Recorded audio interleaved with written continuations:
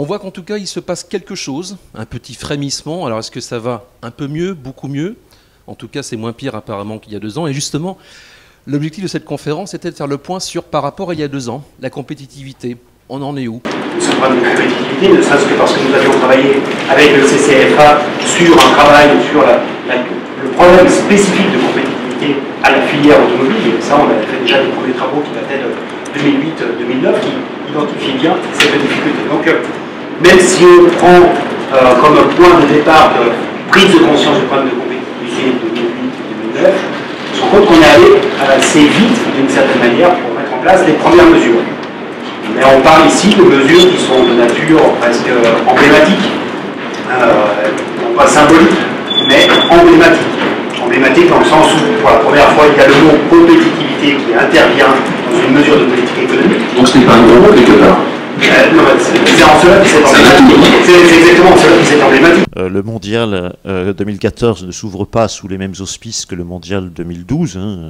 La moquette est plus jolie cette année, je ne sais pas si vous avez vu. Mais oui, alors, non, ici, ça a assez peu changé. Par contre, l'ambiance quant à la production a changé. Il est vrai que dans l'automobile, on est un peu dopé à la croissance, et que autant la croissance des volumes est quelque chose qui permet de construire des indicateurs de qualité et un engagement des fournisseurs, des salariés, des investissements, etc., autant la dynamique inverse, on sait fort mal la gérer. Et en 2012, on était dans une logique de décroissance continue, et depuis d'assez longues années, on est aujourd'hui dans un frémissement de la production vers le haut. C'était les états généraux, d'abord de l'automobile, je crois que c'était le 18 janvier 2009, si je ne dis pas de bêtises, et la création de la PFA phase 1, quand même en mai 2009 de la même année, donc c'est pas 10 ans, c'est moins de 10 mois. Patrick s'en souvient bien. Son directeur général de l'époque est présent parmi nous. On a créé d'abord effectivement 4 activités principales parce que la compétitivité était déjà évidemment identifiée, parce que les surcapacités, on ne peut pas y agir sur 3 mois, vous l'avez dit, on va pas forcer les gens à acheter des voitures.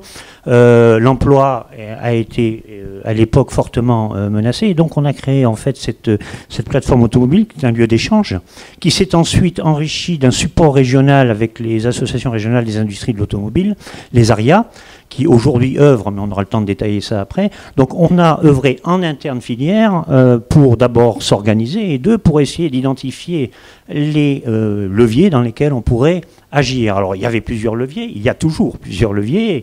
Il y a un levier de compétitivité industrielle, il y a un levier également compétences qui existe toujours, qui est toujours important, c'est est-ce que les métiers dans l'automobile évoluent et comment ils doivent évoluer, et il faut les identifier.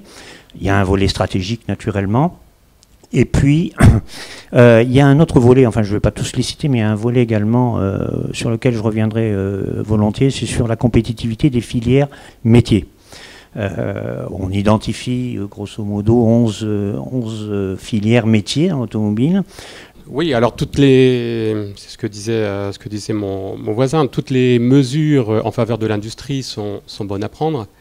Maintenant, quand on est PME, quand on est responsable d'une entreprise de 300 personnes ou de 400 personnes, ce qui est le cas de Favi, 400 personnes, il faut agir sur son écosystème et ne pas attendre, je dirais, le soleil. Oui. Si on vous dit là 2 ans ça ira mieux, c'est 2 ans pour vous, c'est... Voilà. Donc on se doit d'agir sur son périmètre. Et s'agissant des coûts salariaux, parce que c'est un petit peu le thème, compétitivité au regard des coûts salariaux et au regard des initiatives prises par le gouvernement, nous on a fait le pari de la compétence, de la compétence, à savoir effectivement dans une entreprise on a des salariés attachés au développement, je dirais les commerciaux, la R&D, le bureau d'études, l'industrialisation, et on a notre personnel ouvrier chargé de créer de la valeur de l'entreprise. Le pari qu'on a fait il y a une bonne vingtaine d'années, c'est de monter en compétence ces salariés pour que, autonomes et responsables, ils puissent agir en tant que régleurs, en tant qu'opérateurs, en tant que directeur de la qualité sur les produits qu'ils fabriquent. C'est-à-dire, en montant en compétence l'ensemble des personnes, eh bien, on peut être plus compétitif qu'un Polonais quand il a un opérateur qui ne fait que rentrer une pièce et sortir une pièce. Un Polonais qui a besoin d'une structure qualité. Un Polonais qui a besoin d'une structure de maintenance. Il n'y a pas de Polonais parmi nous parce que, enfin, je veux dire. C'est juste l'exemple. On n'a pas envie de se fâcher pour ça. Non, mais voilà. Donc ça, c'est une clé. Enfin, c'est une clé que l'on a développée chez nous pour effectivement rester compétitif. Voilà, la montée en compétence de nos opérateurs. Favi a fait le pari de la compétence. On le fait également et également sur la flexibilité. Des postes. Chez nous, c'est une polyvalence sur 5 ou 6 postes pour 90% du personnel aujourd'hui. Donc ça, c'est un vrai pari. Et l'autre pari, c'est la montée également en compétence de l'usine en soi, avec la mise en place depuis maintenant 6 ans des programmes. Alors Lean, il y a quelques années, dès qu'on parlait de Lean, c'était effectivement très mal vu. Alors je détaillerai tout à l'heure quelques programmes que l'on a, par exemple de bonnes pratiques humaines et industrielles. C'est quelque chose à laquelle je crois beaucoup. Le faire du lean management, du management visuel dans l'entreprise permet également de redonner du dialogue social. Et donc voilà, ça nous permet à la fois de monter en compétences et de résister effectivement au phénomène de crise. Et il y a juste un point aussi que je voulais quand même souligner, c'est que par rapport à cette productivité, cette compétitivité, on a aussi une dégradation de nos propres modèles sociaux qu'on a mis en place dans notre entreprise. Nos marges ont baissé parce que voilà, effectivement, il faut qu'on s'adapte au marché mondial, mais également ça remet en cause nos modèles sociaux. Si je prends celui d'Eurocad, qui était un partage massif effectivement des bénéfices de l'entreprise, qui donnait aussi un attachement du personnel dans l'entreprise. Donc voilà, il faut qu'on trouve de nouvelles sources en fait, de nouvelles marges de manœuvre pour conserver ce modèle social. J'ai écouté avec très attentivement tout ce qui a été dit jusqu'à maintenant. J'espère que c'est pareil dans la salle d'ailleurs. Je suis donc en train de me rendre compte que nous aussi, nous sommes une PME. Nous sommes une PME de 2400 personnes à Sevel-Nord. Nous faisons des véhicules utilitaires et nous sommes une filiale du groupe PSA Peugeot Citroën. Mais nous sommes une PME parce que nous poursuivons exactement les mêmes objectifs que ceux qui ont été énoncés.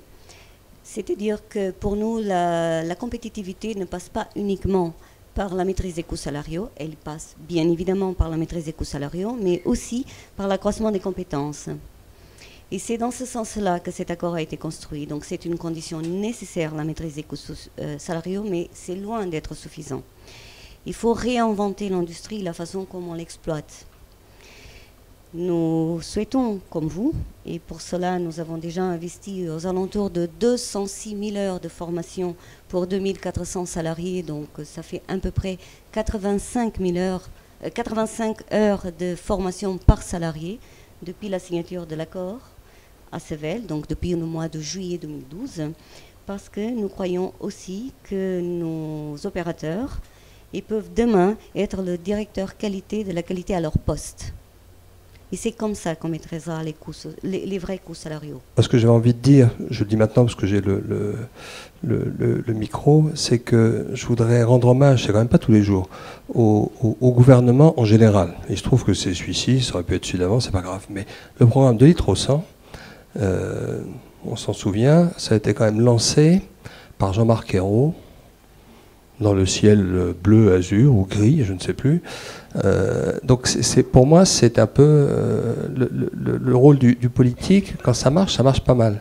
Et surtout quand derrière, ça suit. Et le programme de litre au 100, dont on a parlé rapidement, pour moi, il est absolument exceptionnel. On n'a jamais vu ça en France. On n'a jamais vu deux constructeurs et surtout la cohorte des fournisseurs qui vont avec. Alors avec peut-être pas toutes les PME, bon, ça c'est effectivement un sujet, mais on n'a juste jamais vu ça, quoi. Et donc aujourd'hui on s'en rend pas trop compte dans le salon parce que le grand public, bien entendu, chaque marque reprend son rôle. Il y a 3 concepts qui n'ont rien à voir et tout. Bon, sauf que il y a quand même toutes les briques technologiques sont partagées en souterrain. Est lancé à l'initiative du gouvernement emblématique et sur la base, tout de même, ce qui a permis ça, c'est la plateforme de la filière automobile qui était un petit peu le terreau.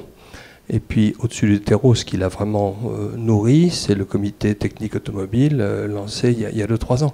Et je pense qu'il faut, en tout cas dans cet atelier-ci, sans répondre à toutes vos questions, il faut quand même saluer ça. C'est-à-dire qu'on n'a juste jamais fait ça en France.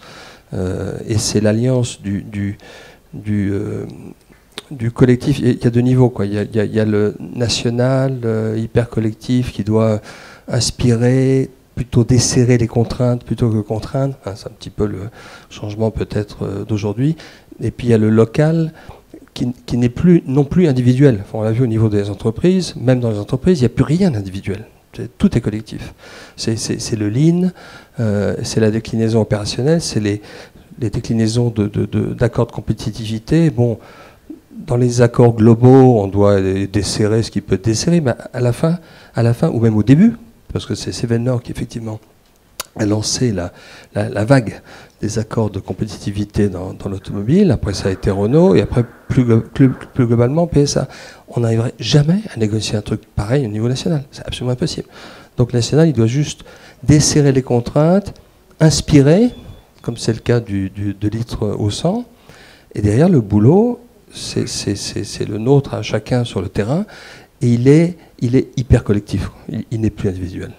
Je crois que ça a été très bien dit, et bon, on n'a pas eu l'occasion d'assez parler du lean dans la région Est, mais il y avait un boulot absolument exceptionnel qui a été fait. Donc, c'était pas du tout la question, mais j'en ai profité pour dire ce que j'avais à dire.